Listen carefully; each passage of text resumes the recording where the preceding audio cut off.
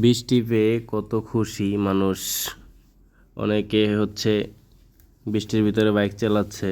তো এই দেখে আমাদের সার্ভিস সেন্টারের সাকিব চিন্তা করলো একটু বৃষ্টিতে ভিজবে। আমিও চাইছিলাম একটু বৃষ্টিতে ভিজতে নামবো, কিন্তু কি হবে, বাসায় আসতে আসতে রাত্র 9টা বেজে যাবে, যার কারণে শীতে বসে থাকতে হবে। এর জন্য অনেক দিন পরে বৃষ্টি আসছে, শরীরের অবস্থা কেমন কী হবে বুঝতে পারি না, যার কারণে নামি নাই। এই একটা নামতেছে, তো ওর বৃষ্টিতে ভিজতেই হবে।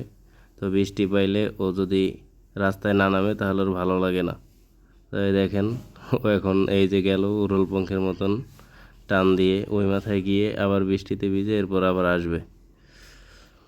এই অবস্থা। তো আলহামদুলিল্লাহ অনেক বৃষ্টি হয়েছে, পুরো রাস্তায় পানি জমাট হয়ে যাচ্ছে। আর এর ভিতরে অনেক মানুষ চলাচল করতেছে, ভালোই লাগতেছে, কিন্তু শিল পড়তেছিল অনেক, যার কারণে খারাপ লাগছে যে আমগুলো গাছের নষ্ট হয়ে যাবে।